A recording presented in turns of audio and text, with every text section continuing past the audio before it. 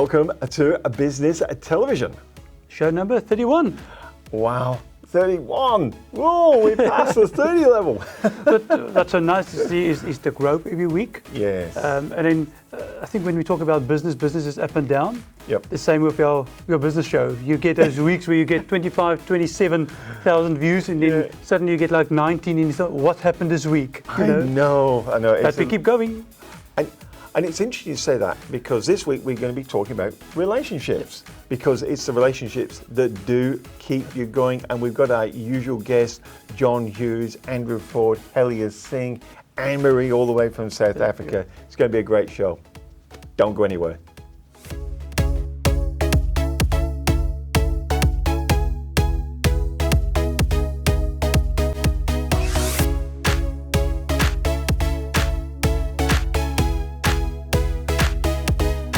Well, welcome to the Short Show 31. I can't believe we made it. It's all about the knowledge, and I think I live my passion and my why by serving humanity is by just giving information to business owners that they can take and implement in their business every day without costing any money, because that's always the resistance. What is it going to cost me? Yeah, and this week we're talking about relationships. And before you get into how do I keep relationships, because everyone wants cookie cutter, do this, here's your 10-point plan, that's how you build relationships. But I think last week we talked about that triangle, the business triangle, with business growth at the top, having a systemized marketing program, have a systemized selling style, whatever that is, whether it is relationships, consultants, one-off theatrical, retail, what is it you're doing? And because once you've got your style, and then you get in the center and you say a BMW, you say, well, say you're a car dealer and you say, I want to, whatever, maybe it's BMW driving experience. And then these people say, well, I love to drive cars. Maybe you're like one of the car dealers we dealt with. He just dealt in mid-range luxury vehicles. Or maybe you're a restaurant and it's a family dining experience. So you have to know your why and you have to know your customer's why, because then you can then say, okay, what would they be curious about? It's a magic word to build strong relationships. People buy from people. And if you don't have that relationship, you will just become, I think, one of the other companies. And once you have a relationship, it's not about the money anymore. It's not about the price. So you don't compete with the other companies on price if you have the right relationship. So keeping relationships, attracting people to you for those relationships, we are going to be talking about the curiosity factor. Well, that's an interesting question because I could have been in my younger days, except for timing and a few other issues. I could have been a lawyer, I could have been a school teacher, or I could have been an accountant. Now, would I have had the same passion if I'd have had any of those occupations as I have now in the car business? Probably not. I think the first thing is, and it doesn't come from my father, he was a mechanic, but I haven't got oil in my veins. In fact, I know nothing much about cars at all, to be frank with you. It's the fact that it is something, the most important thing is I have my own business. If I were a PAYE, if I were working for somebody else, I'd be passionate, sure, but I don't know that I'd have the same degree of passion as you do when you've got yourself on the line every day. You've got your commitments, you've got your borrowings, you've got responsibilities to the staff. So every morning when you get to work, whatever time it is, you're starting over again, and that drives you. But look, somebody asked me some time back, John, why do you continue to come to work every day? And this is not work, incidentally. I haven't got a shovel digging trenches. I'm not lifting up heavy weights on shelves. This is not work. But why do I do it? It's because I'm very good at what I do. It's a certain degree of ego involved. I mean, if you have an ego, as long as it's a positive ego and you can justify it. And the answer to the question I gave the people that asked me that was, and this is true, I like to put a smile on the face of my customers. That's my passion. Wow. For someone trying to get into business, what's your recommendation for finding your passion? You got into cars, but is there a formula for finding the passion that will keep you burning for 50 years? I'm not aware that there's any particular formula. What you need to do if you want to be passionate about, you try 2 or 3 different occupations until you find one that hits the spot.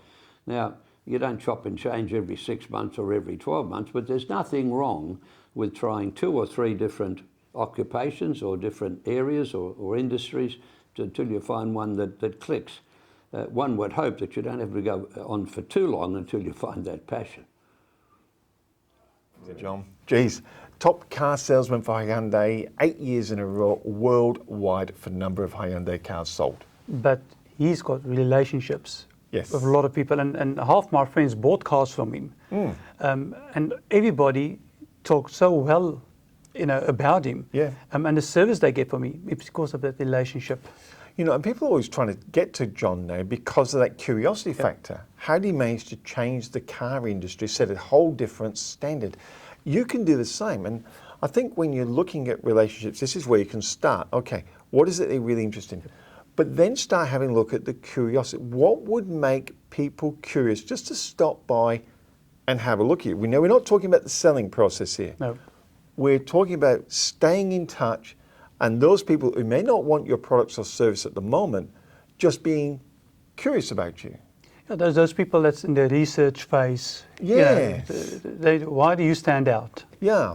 So what are some of the things? Now, if I was a mid-range car dealer and I was talking about European cars, I would have a show on how to select what's the trending car, what's the car going to be worth in the future.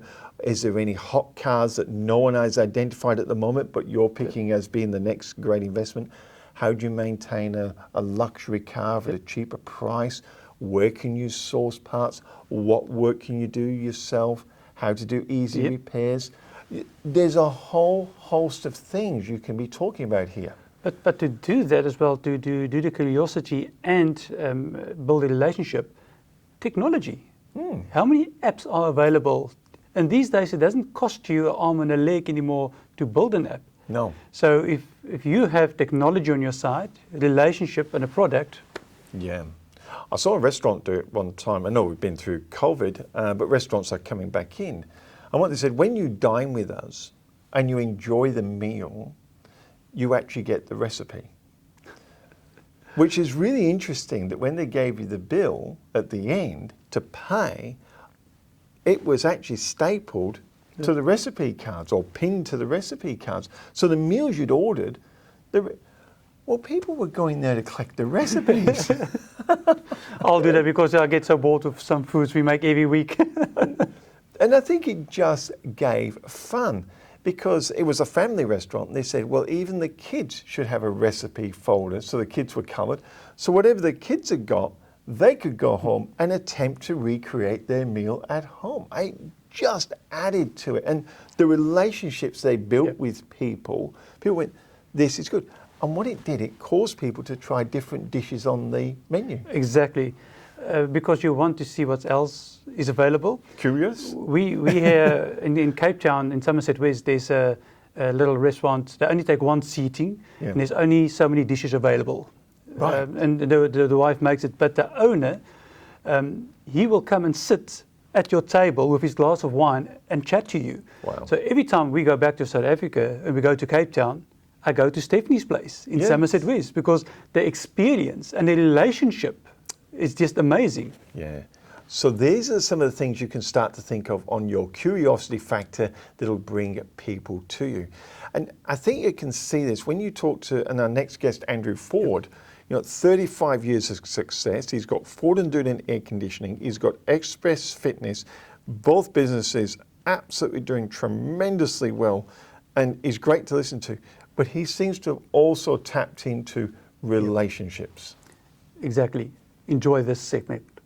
When you're future planning, talking about people and your future planning, are people on your future planning list? Do you have targets? Do you go, oh, I'm going to move towards these types of people? Definitely, especially if we're starting like a new division to the business. Like, in fact, it's only come up at our management meeting yesterday with our solar business that we want to we've been dabbling in, but we want to sort of get more serious with it. And the problem, historically, I've always found whenever I've tried to start something new, is you give it to an already busy manager and say, oh, here's something new, a new department, can you run with this? Inevitably, it fails because it's not their number one. They were already busy. So it's an obvious mistake as a manager that I make. Yeah. So trying to learn from that. So to get solar going, we have to make the commitment to hire someone who is already experienced in that, more experienced than us, and that's going to be their sole focus to give it a fair chance of success. So when you're looking at that now, you're going, okay, so, and this is probably great advice for business owners, as you're probably busy, we get very busy doing, especially when we very first start off. Yes. And of course, there's that control issue that I've got. But when you get someone, so you're saying, what I need when I bring someone in is the direction I'm going in. So your future planning on a person is to go, if I'm going there, I need someone who's already there. Let's bring them into us. Correct, and that fast tracks because of the experience they bring into the company, and normally they've got some contacts as well that can potentially open doors. Yeah. So it just comes back to, if you really want someone to achieve something, they can't be distracted by their already busy position. Yeah. I said it sounds so obvious when I say it, but I've made a mistake so many times, and I've just got to learn from it. And if you're serious about starting something, and that's the difference, is because if you hire somebody, it's a financial commitment. You know, it's going to be 3 to 6 months before you even have a reasonable chance of calling yes or no to the success of it. Yeah. Therefore, so it's, it's potentially a $50,000 investment just in one person to give it a go. You don't strike me as someone who goes down to the casino either and throws 50 grand on the No, table. I don't. I'm not a gambler at all, actually. I prefer to waste my money than gamble it. So you must do some pretty critical analysis. When you're going through that, I know there's yourself and Carl, do you involve anyone else from the team, or do you have outside people that you go, this is what I'm thinking of? Are you members of groups or associations where you can... Really, our key managers, there's the 4 of us now on our management team. Yeah. So we meet every Wednesday. At lunch, we just have a sandwich, we do an hour, and we just eat while we meet, I should say. And we talk about lots of different things of the business, including sort of future planning. And once a year, we go on an annual retreat where we get out of the office and we spend 2 days. Often we might just be down to Bunbury or down to Mandurah. Yep. So we have a night together where we go out for dinner and have a few drinks. But 2 serious days of strategic planning on where we want to take the business, what needs to happen for those changes to occur. Wow. Do you think every business owner, no matter their size, should be taking time out in that what I would call like a relaxed formal Yes, setting? get out of your office, I think, is important because you get the phone rings or you see that email from me, oh, hang on a second, I'll just answer this email, and your distraction, and it's going to be a lot less productive. Well, there he is, Mr. Andrew Ford, always full of wisdom and knowledge. And the wisdom and knowledge keeps coming, and I'm going to make this short and snappy because here comes my favourite part of the show, Gerard's 60-second question. So we ask our guests this week, do you set milestones that you celebrate? And if yes, how? Well, it is actually part of my goal-setting course that I said that every time you set a goal, it doesn't matter how small, definitely reward yourself. That's the trick, and that's the way, or you can give yourself that energy or motivation, inspiration to go to the next level. So of course, every milestone is important, and how to celebrate is definitely to do it in a way on the things that you already were planning to do or buy, but now connect it to that milestone, to that celebration. So this way you will always remember why and how you did it. Yeah, we're good at parties at Ford and Durden, so we like celebrating all little wins. There's a famous saying I like to say is that you've got to smell the roses along the way, and don't you just got to reward yourself along the way, and that may be in any form, but in regards to the team effort, we'll often have parties. We celebrate staff milestones with years of service. We announce them at staff meetings. There's an honour board in our reception. So we just like to reward and acknowledge wherever possible. How do I celebrate my milestones? For me, it's important to firstly be grateful. So I would add that to my journal, and I have a wall of fame, a wall of wins for myself. And that also, when I do go through a challenging time, I keep on referring back to my goals that I've achieved. I also try to get something tangible as a reminder. So whether it is a book or a nice pen, something small, it's not something big necessarily, a candle that I buy, just to remind me when I do use that, of that specific milestone and goal that I have achieved. Love those 60-second questions. Always amazing to me. You ask, straight off the top, they can answer. For me, is I never done it when I was in corporate by celebrating your successes. But I think mentally something happens when you do it. Because when you set your next goal and you set what you're going to do, it's just a little bit of more encouragement. Yes. And I think when you're building relationships is what we're talking about, as well as you celebrating, what can you do for your clients to help them celebrate? You know, like if you buy a house, I think a lot of us are used to it now that the real estate agent, to celebrate you buying the house, will leave a bottle of champagne for you or a booklet, and you'll get a little card. You know, if you went to John Hughes' yard, there's always a box of chocolates, and if a lady's bought the car, he's always made sure there's flowers in there. This celebrating things can also be used to build relationships. Exactly, but we say about clients, but I've done it with my staff. So in corporate, what I've done is we set a goal, and then the last Friday of the month, if we reach goals, then we will close at 4 o'clock, and we will have some nice nibbles, but really nice nibbles and champagne, you know, some beers and wines.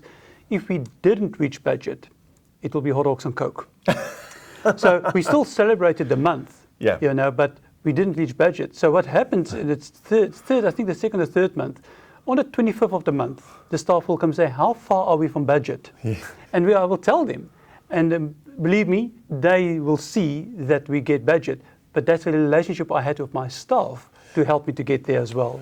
So I suppose when you're looking at a business, then the relationships are with staff, customers, and suppliers. Exactly. Exactly. Your suppliers are so important because they're part of the chain. If you have sometimes what I've seen, for example, you have a telephone company and they're offline all the time, so you don't have internet and emails. That affects your business because the client see you that can't deliver the service, not the telephone company. So if they're the weak person or the weak company in the chain, replace them. Wow. Don't like those relationships, get rid of them. Exactly. Wow, that's really powerful stuff. One person who is really good to have a relationship with, she is a wealth coach. Here she is, Miss Helia Singh. So, we've been discussing how you can actually get on with your goal setting and future planning. And we discussed the pain points, identify them first, solve those, that then give you more energy. Now, when you sit down with someone as a wealth coach, and it's very interesting from your perspective, it's not just all about money, it's about being happiness, about being content with what you've got. Where does that planning, how do then people start to see the future? Because I can imagine when it comes to wealth, some people may say to you, I don't want to be greedy, Helia. Is that holding them back, this psychology? Yes, quite a lot. People, they are scared that they will be labeled as a greedy person. But at the same time, there are still those family issues or in our heritage issues that some people, they still think that it's not enough. They always think that something is going to happen and it's going to take their money away. Fear. Fear is a very big culprit here for blocking people from creating wealth or even taking action. They have fear, and that's why we always talk about the fear of, of course, becoming successful is usually more effective than fear of failure. People think they have a problem of fear of failure, but actually it's a fear of success. Is that why sometimes we see people, when they point their fingers at people who've gone bankrupt and say, oh, see, went bankrupt anyway? Yeah. It's almost a self-justification of why they didn't pursue it? Exactly, because they think, and they tell themselves that at least I'm honest, at least I'm not greedy, at least, okay, I've done well. Because they think as long as they play small and within a comfort zone, so that's it. Nothing's going to happen to take it away from them. So because they are scared, what if I become successful and then I'll become more, on the highlight for taxman to look at my stuff. So this is what people really, they talk about, this kind of fears. I've seen in your videos on YouTube, and you talk about, and I can't remember the particular video, watch them because it's great information, but you talk about who we associate with determines the level we're going to grow to. Is this part of the thing, if we play small, we hang around people who are also playing small?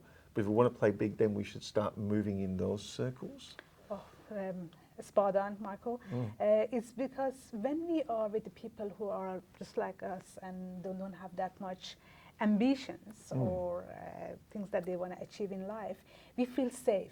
Just well, we are like them, and we look at them, or sometimes we think, well, actually, I'm doing better than the other person, so then I'm doing okay.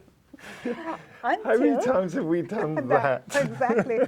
I'm doing great. Yes. And that is actually is that in economy, when it goes to 50s, 60s, we used to refer to it as a keep up with the Joneses. Yes. So as long as we are within the Joneses group and we are similar, so we're just doing a bit better than each other, everybody was happy. Everyone's happy. Yeah, but we know that's maybe happiness in a very, very small thinking, in a small comfort zone. Yeah. But in reality, who is the beneficiary of this kind of thinking? Definitely not you and your family. It's all those big companies and the big monopoly. Love listening to Helia, self-made millionaires. She helps other people get there as well. Some absolutely fantastic advice. And she does it by not just hammering on about money, but by building really strong relationships and supporting her clients in achieving their financial goals. You said again, support. The more you support your client to reach their goals, okay, they will help you to get to your goals. Absolutely. So when you're looking at relationships, we've been talking, what are some of the things you can make curious about your business? And you said earlier on, Gerard, about research. When people move into that buying phase, you want to really strengthen that relationship by being the go-to person for the knowledge. And not just the knowledge about what you supply. So, it may be, I don't know, maybe you supply cars, maybe you're a car dealer. What's associated with cars? Do people want car covers? Do they want to know where the best parking is? Do they want to know, different apps? Is there accessories for cars? Maybe there's things you don't even sell, but you can educate people on around the vehicle. Well, for example, if you got a 4x4, where's the best trails to go and go with your 4x4? Classic, yes. And camping gear. Camping gear, yep. And all that. So I suppose you've got a sports car. Are there clubs you can join? I suppose what we're saying is that once people start researching, as well as knowledge about the actual product or service they're buying, what is associated around that, because that you can also educate them on. Yep. And something you are very, very strong on, when you have that circle, they're the people that you as a business owner then can build relationships with, what we call affiliate-aligned people.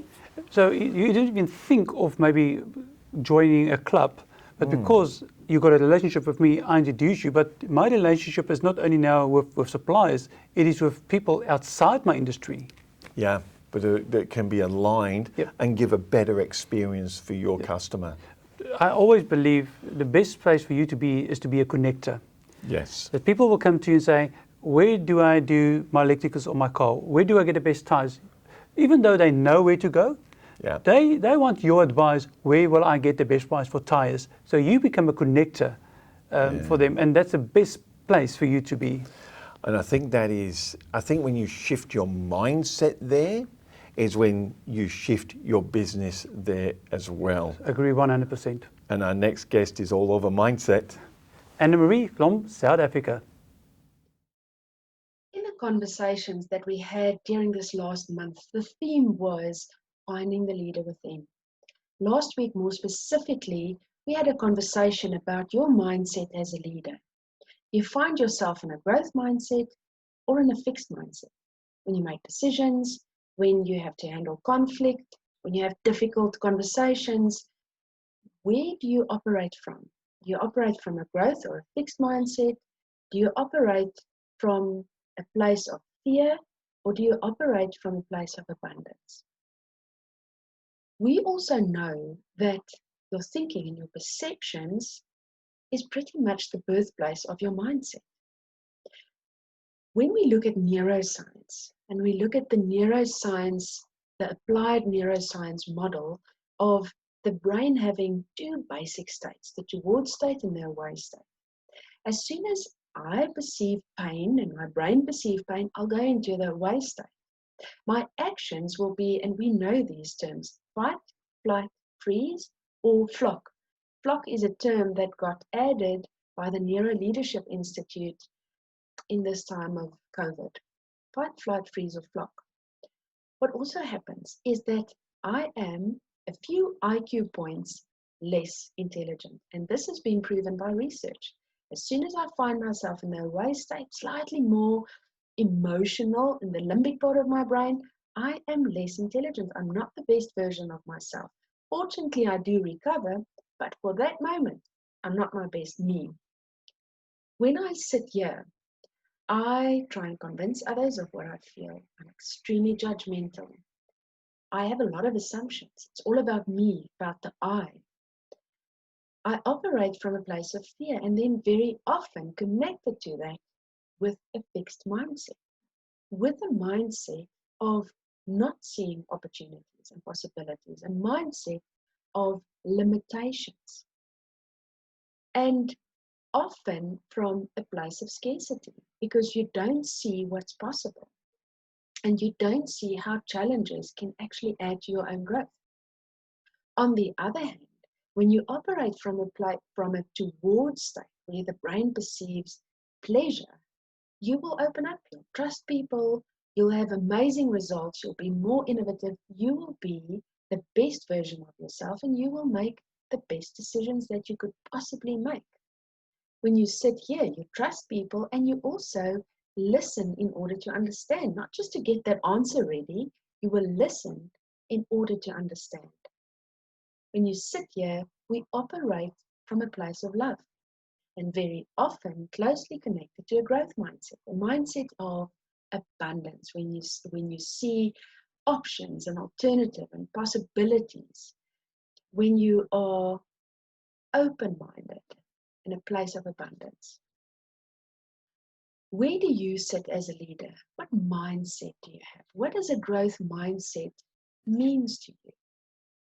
A growth mindset means that we have to embrace our imperfections.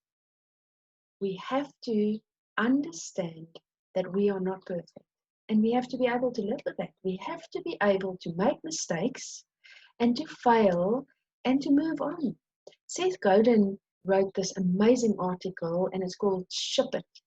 Please Google it and read it, because this is also about, don't wait for things to be perfect before you put it out there. It was difficult for me, these recordings. After the hardy-does and my tenses and the dog and the washing machine, I hear all these things and I think it's not perfect. But if I had to wait for it to be perfect, I'll be busy for another 8 hours. Life is not perfect. Embrace that. Have a bit of grace with yourself and move on. Another thing, having a growth mindset means that you see the journey and not just the end destination. And it's great to have big, hairy, audacious goals, but we also have to be present in the here and the now, because it's only here and now that we can actually make decisions. It's only in the here and the now that we can be a leader, not in the narrative of the past or in the future. It's when we have mindful attention awareness that we are the best leaders that we could possibly be. And speaking about goals, when you get there, celebrate it. Because what so often happens, we just move on to the next bigger, more grandiose goal that we can find. And we never just pause a bit at what we have achieved. Celebrate success. As a leader, wake up to the mindset that you find yourself in. Wake up to the fact that the mindset that you're in determine your outcomes. And that if you do have a growth mindset, that you will also have abundance and endless potential. And you will definitely see this in your results and in your interaction with your team. Well, Annemarie, mindset coach extraordinaire over there. She's really, really good. And you can see her mindset because she actually gets up to do the show for us. And you know, when we started with her as well, we had so many issues with Zoom, and we could have said, you know what, let's just skip it, and we made another plan. Yeah, I think sometimes sometimes you can go, oh, it's all too hard and give up. That's not the answer. The answer is the workaround. And we're talking about building relationships. And I think people give up on this because there's no structure to it. And if you're like me, I like a bit of a plan. So your blueprint now is to, summarising our show, is the first thing we said is make a list of things people could be curious about your business, or help them be curious about what's going on over there. Human beings love curiosity of things. Keeps the relationships and draws new ones closer to you. And then we said about answering questions. Yes, answering questions. What questions with everybody product or service? And I think the last one was affiliates. Yeah, I really like that one. And you mentioned the four-wheel drive one as an example. You reminded me that a service, people who service the cars, when he serviced four-wheel drives, he used to throw the four-wheel drive magazine in, and he had an association with the news agency down the road. You know the magazines that don't sell? Then instead of sending them back, they gave them to him and he put them in the cars. So those three things, and you can think outside the box. If you're a restaurant, you may say, who am I going to associate myself with? Well, people like to get dressed when they go out. There may be a movie cinema. What else can you associate with people who liked dining out? Well, if you want to dine out, just you and your partner, your wife, and they don't want to take the kids with, where can we take the kids? Yeah. How about the babysitters? And the limousine service to take you there. The list you could really, and I think this is the advantage of when you're in groups. Yes. The groups give you start asking them, they come up with some crazy ideas, but sometimes the crazy ideas are the ones that make you stand out, and that's what makes you outstanding. Okay. All about relationships. Well, that's the show for this week. We're ending with our very special segment once again, so don't go anywhere. But until next week, it is a goodbye from me. And goodbye from me. Hello, I'm Colleen Yates, and I'm the CEO of Regional Development Australia, Perth.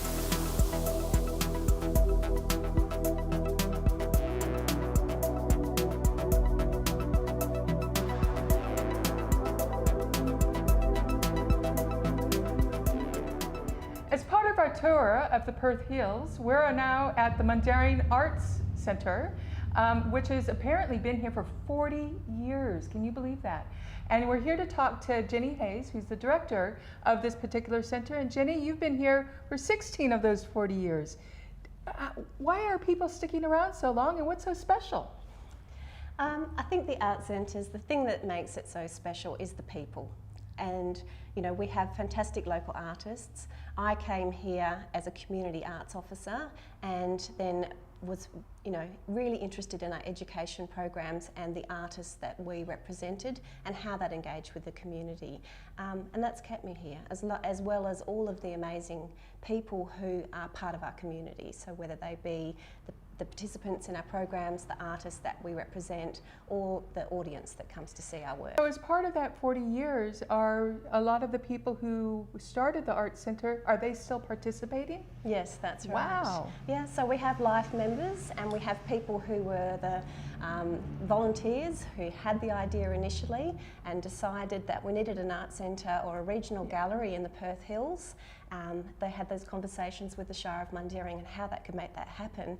And over a glass of wine? Yes, that's right. Over a couple of glasses of wine and a few fantastic creative conversations about, well, what could we do? And we've got this fantastic post office facility here where we run our programs, and those people still come back to visit our programming. Brilliant. So Jenny, you mentioned that this was a post office.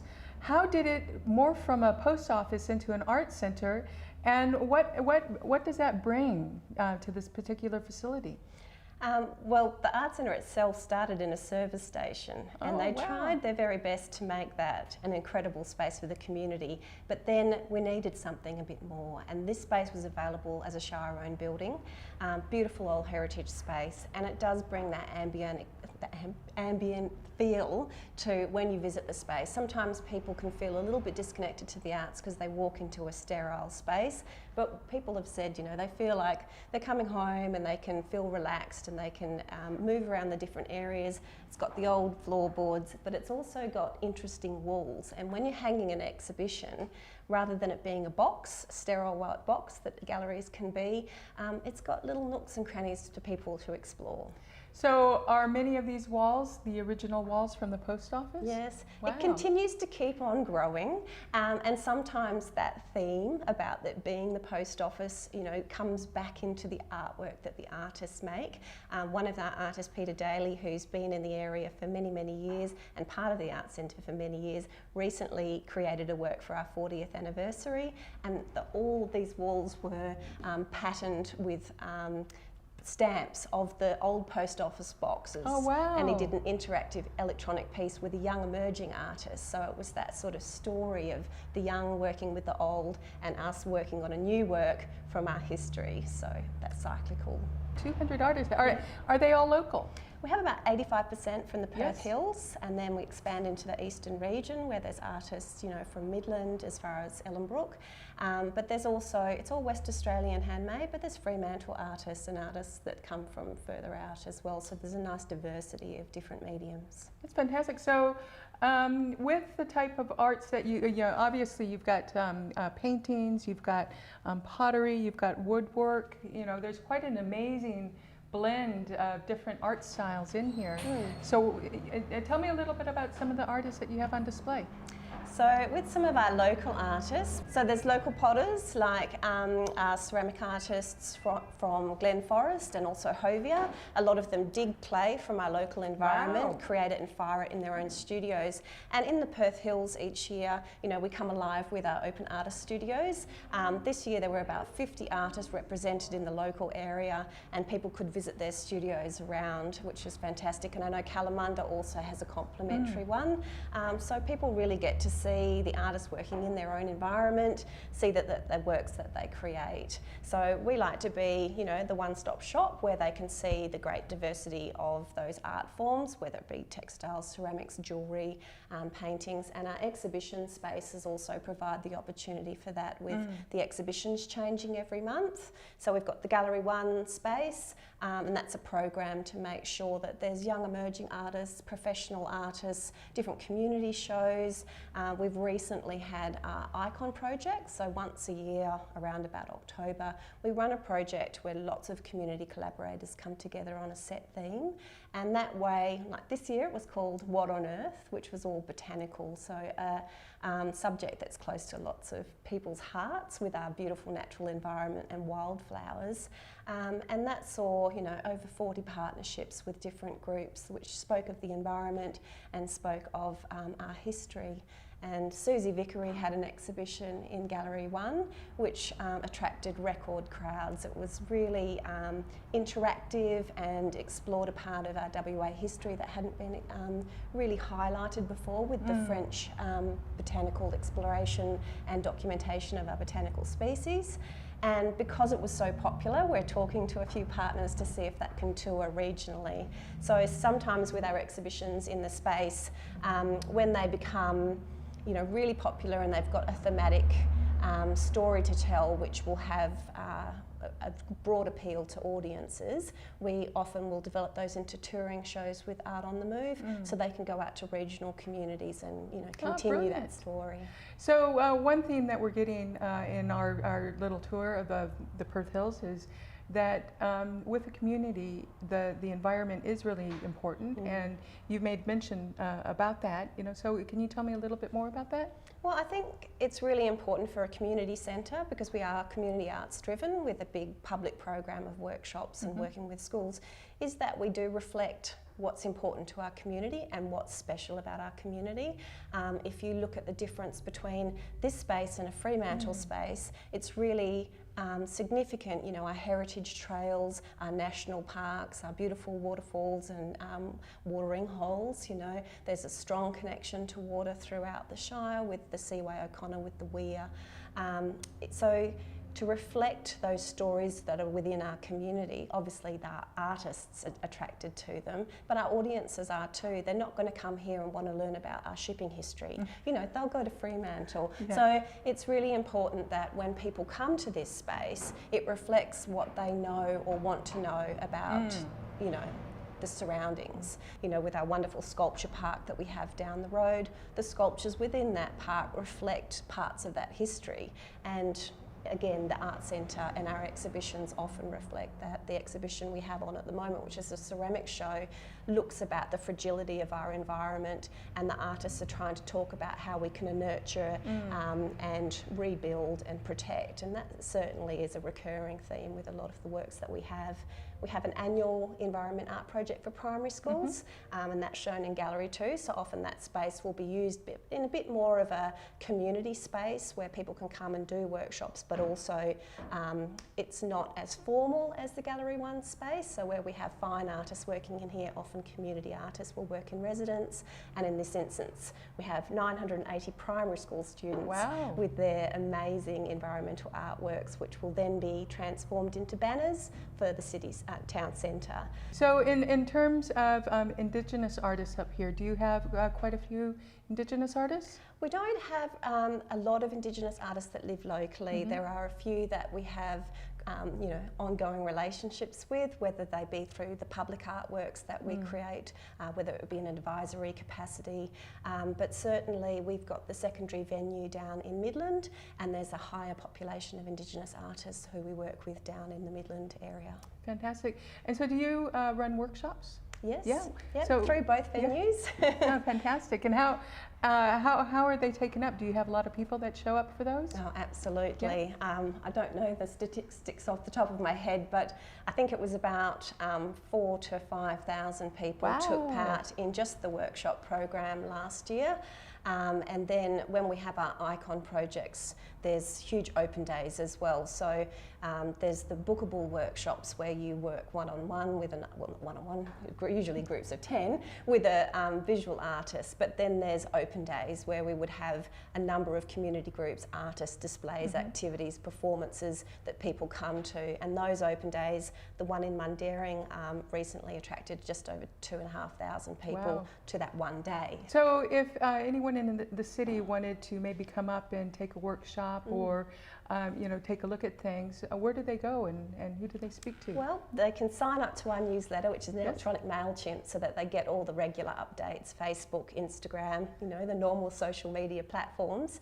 But also both of our websites are pretty comprehensive. So we've got the Mundaring Arts Centre website, which will link you to Midland, or the Midland Junction Arts Centre website, which will link you to Mundaring. So you can see the full exhibition program, project program, and also workshops. So all that info's there, and people can book online. We've had a few conversations, and it seems that a lot of people get directed toward the visitor centre to find out more about what's happening up here. Yeah, I think we're really lucky. We live in a village community and people do know each other. So the visitor centre will tell people about us, as will the library, and vice versa. So people can find information from multiple sources as well as the Shire administration. So with the facility being here for 40 years, do you see another 40 years? What's the legacy that you see? What would you like to see happen with the Mundaring Arts Centre moving into the future? I think that in today's climate, when it comes to the way that the arts are supported, places like this are so vital. It's a grassroots organisation where we've discussed there are opportunities for very senior professional artists to work alongside young emerging artists, and there aren't that many organisations that provide that anymore. There's a reduction in the school programming and the tertiary programming on the arts, so those opportunities for people to connect with the arts are being limited. So yeah, community arts centres are a really vital breeding ground for new creative direction, and I hope that the Arts Centre can continue to do that, because it's got a long legacy of success, and I can only see that it's growing. We've got a beautiful team that works together and some fantastic partners. Brilliant. Well, thank you so much, Jenny, for letting us come in here and having a chat with you. We might take a walk around and take a look at a few things, and thank you. Please do.